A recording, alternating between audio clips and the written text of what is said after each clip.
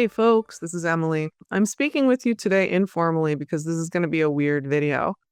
For those of you who've been following my reporting on Earth systems, you may recall that things got weird back in late spring of 23 when we first observed possible tipping point signals coming out of the oceans. We've gotten some major observational reporting in peer-reviewed journals this summer, including this important paper in PNAS documenting salinity changes, and this paper that came out on the 20th last week about rapid ice changes being observed in Antarctica. As you can see in this visual from Climate Reanalyzer, Antarctica has been covered in a scary, anomalous-looking heat wave for much of this summer as well. So that's a big cold season change for Antarctica in the southern hemisphere to be looking at a big heat wave this time of year. And that, of course, is relative to its baseline, but still very significant. I gotta tell you, as we look towards the future that is emerging, the likely future that is emerging from these Earth system signals, if we are indeed in the tip, if we have hit this tipping point as the evidence suggests, cold season change is the big story for anyone interested in resilience. And let's get on the same page regarding the mechanism of the tipping point we appear to be at. Heat transport in the world's oceans is driven fundamentally by salt gradients, by saline gradients. The amount of salt in water really changes the properties of that water in big ways you could feel if you experienced floating in the Dead Sea as opposed to floating in fresh water. When seawater freezes, the salt stays in the surrounding water, making that water even saltier, increasing the salt concentration of that water. And when you think about ice melting, all sea ice and polar ice is fresh water. So as ice freezes or melts at the poles, saline gradients change and ocean currents change because the underlying mechanism of ocean heat transport changes. The salt gradient-driven heat transport systems in the world's oceans appear to have a switch, an on and an off state. We've been in the on state for a long time. We have evidence that flips of this switch have occurred before and have knocked back human civilizations before. We are the descendants of those survivors. What's really weird about our time, about what we're observing now, is not the bare facts on the ground, but the rate at which they are happening. The rate of change we're observing in Earth systems is something that we have never seen anything like this before, not in the deep records we have of Earth's history. Folks, we pissed off the ocean really bad. Let's check out the consequences and try and understand how exactly we're going to experience the ocean's unleashed fury.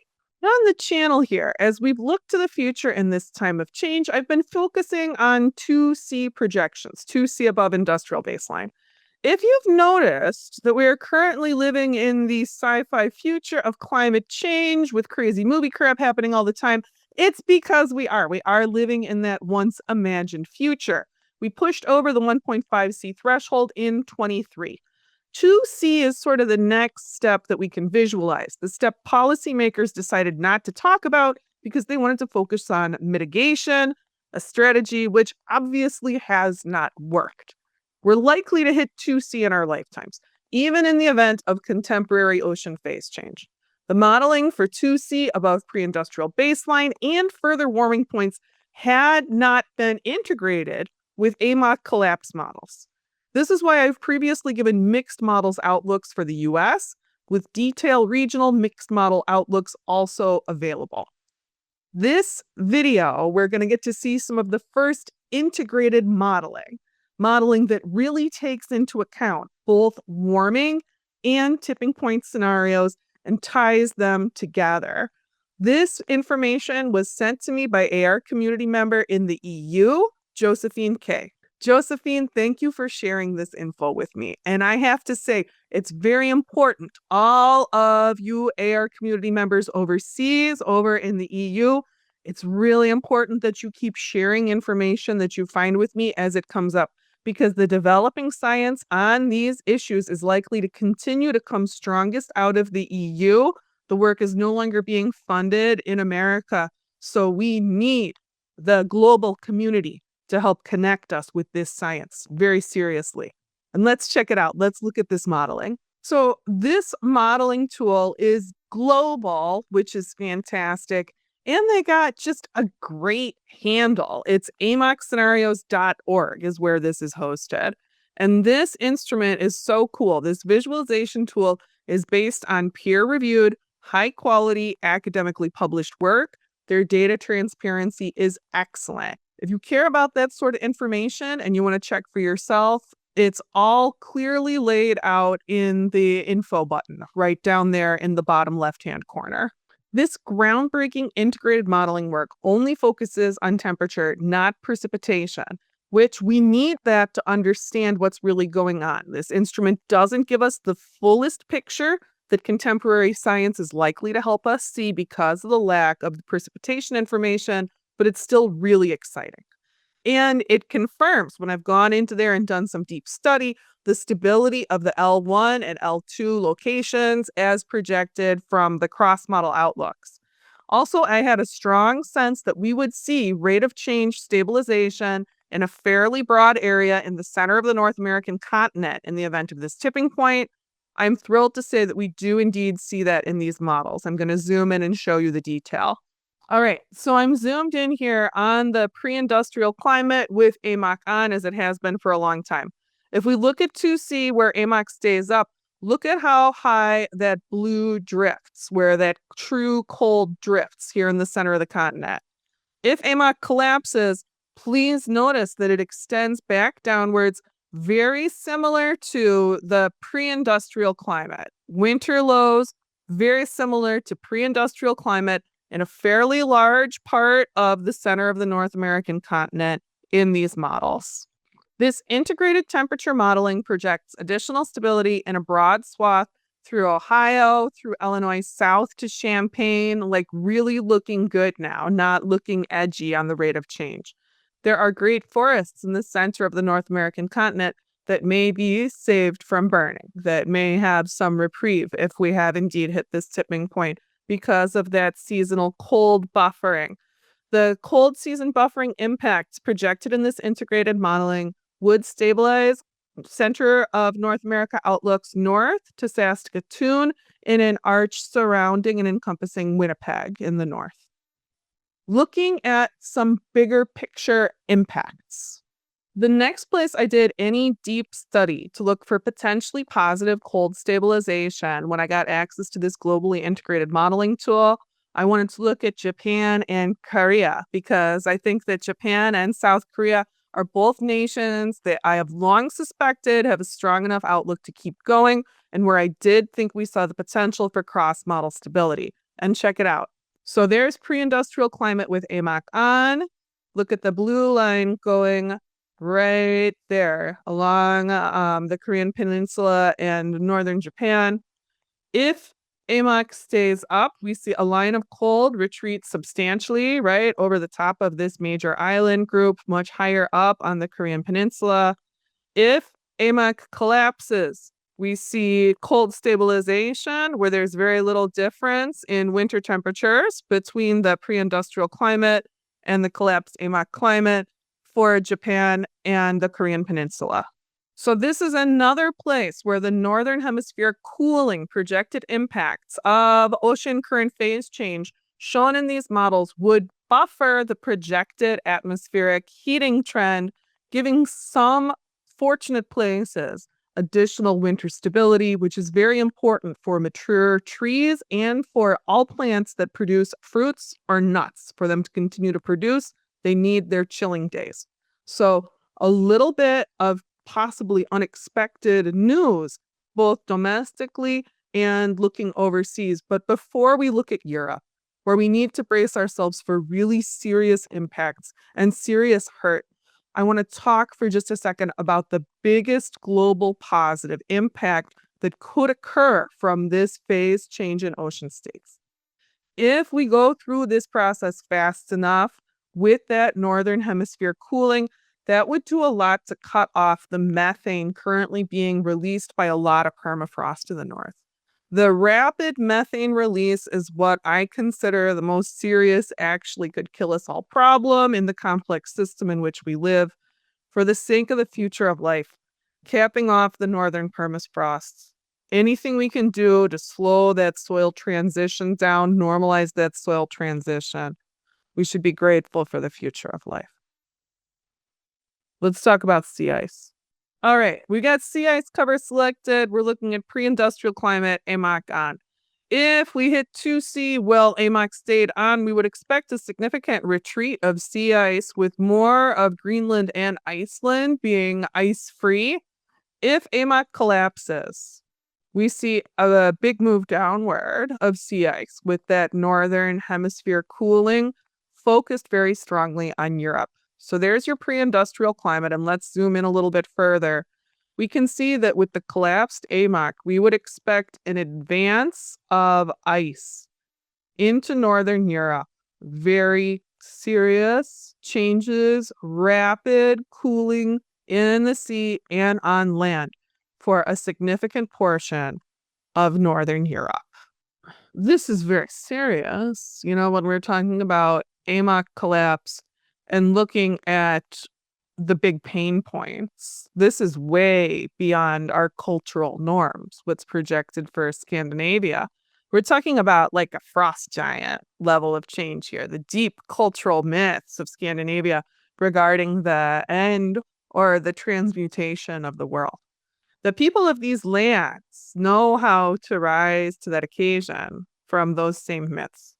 How to fight like people who glory in the fight. How to fight like people whose glory is so imminent that victory is not required, that they be illuminated in the minds of mankind. It should be noted that this emerging Ragnarok battle zone does not extend very far south into Europe. Alert to all Scots, though, you are in the battle zone.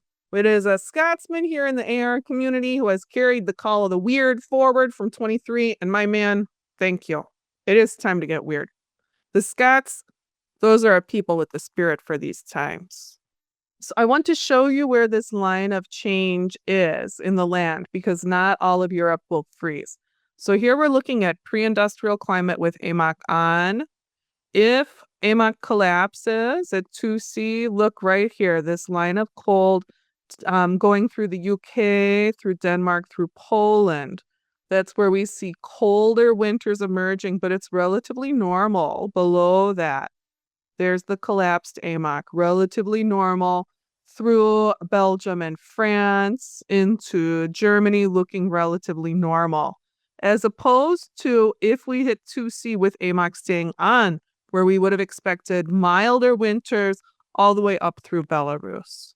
So looking again at the line, relatively normal European winters right below this line in the event of the tipping point scenario.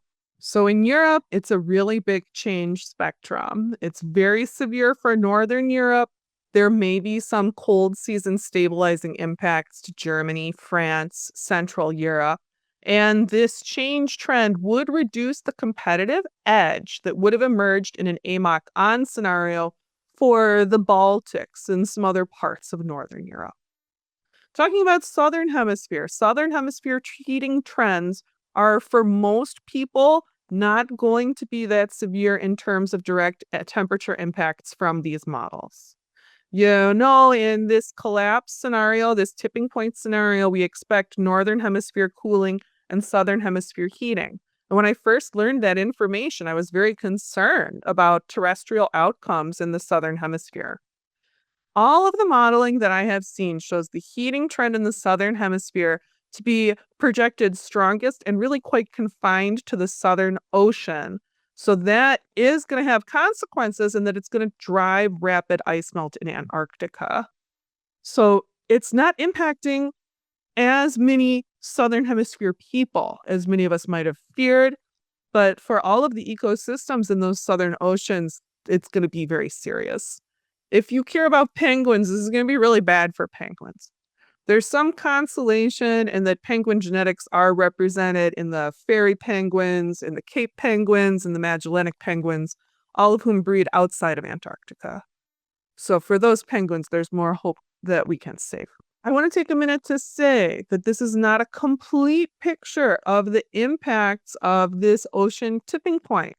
What we know about precipitation projections, the way global weather systems will change with ocean phase change, we don't have an integrated modeling update yet. But we do expect those precipitation changes to be very serious, with potentially very severe impacts to South America, the Mediterranean, and to everyone who relies on a regular monsoon. I want to talk about geopolitics for a minute because the sea ice matters. These changes in sea ice would drive a major geopolitical push in pursuit of resources and supply chain routes. For people who are interested in Russia, Russia is a major power facing direct change impacts in this change scenario because they're a strong northern hemisphere power. Russia, as a world power, has long been motivated by the desire for a warm water port. Warm water port is important for year-round shipping. A lot of their imperial movement over hundreds of years of history has been connected to this motivation to get a warm water port. In the projections where AMOC stayed up, a warming scenario made year-round shipping more plausible from ports in Finland and the Balkans. Russia has been aggressive in that direction in part because of that intriguing probability. This tipping point may cause Russia to turn away from Finland and the Balkans. As the evidence accumulates that we are in the flip, there will be more reason for Russia to push south towards the Mediterranean. Russia makes geopolitical moves with the climate outlook in mind. This is necessary in a harsh environment. The Russian outlook is, big picture, much more unstable than the American outlook. Ukrainian territory is likely to remain desirable to Russian interests in this AMOC down scenario because Ukraine's stability is pretty decent across models and they have important agricultural potential. I say this information not to legitimize acts of aggression, but to see how a world power may move in this changing future. We may see some relief of Russian pressure on the Baltics and Finland as hopes for a warm water port in that direction diminish. The changes to the sea ice matter in many ways. Changes to sea ice, gain of sea ice in the north will not offset the melting of sea ice in the south in this tipping point. We will see higher end sea level rise as a result. So bottom line, if you want to talk great powers, we pissed off the ocean. Who's on the ocean's hit list? Every major coastal city, every low-lying major coastal city is on the ocean's hit list. Some are looking at less severe punishment than others. Seattle looks way better than Boston, for example. On the channel here, I'm speaking to a primarily American audience. The US has a much smaller proportion of people living in places with direct sea level rise impacts than other developed countries. In Southeast Asia, we have some very, very large low-lying population clusters, very large low-lying cities. Globally, this change is going to drive very serious population movement. I want to restate that this video isn't a complete picture of the changes to expect. The changes to global weather systems, to precipitation patterns are going to be intense. This is a time of storms. We're entering the time of storms. And how do we process this kind of information? I think it makes sense to study the projected impacts where you are and use that information to make some decisions about your life. This situation we're in, it's just getting started. I described in this video a pretty large area in the center of the North American continent that is looking fairly low change. I'd like to show you here that a lot of that center continent territory also doesn't have a lot of earthquake action, which earthquakes are a concern if we're going to experience rapid sea level rise. And here I don't mean rapid like, oh my gosh, 10-foot wave of water coming at you. I mean, like if we get a foot of sea level rise within 5 years, that's rapid on an Earth system's timescale. And that would be expected to kick off some quakes because the increase in seawater volume, that's a lot of water. Anyone who's carried a big bucket of water knows that water is heavy. So that weight will push down on the tectonic plates and move things around. Many of us on the West Coast are aware. The beautiful West Coast home areas, the areas you treasure, they're vulnerable to big quakes. It's a fact of life on the West Coast. Being earthquake prepared matters, especially because if a big one hits, you're going to want assistance in the area.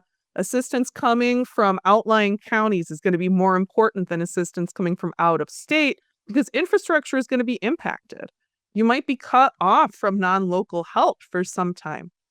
It's worth noting that there's more earthquake risk than some of us might expect in other parts of the US.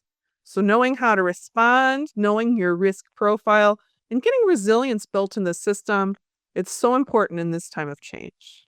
So, if you're a person who cares about life, about the future of life, and you want to keep slogging forward through this time of change, if you want to nurture life, we're looking at being able to save a much larger proportion of biodiversity in the center of the North American continent than in many places on our planet, and we should move through this bottleneck event like it matters.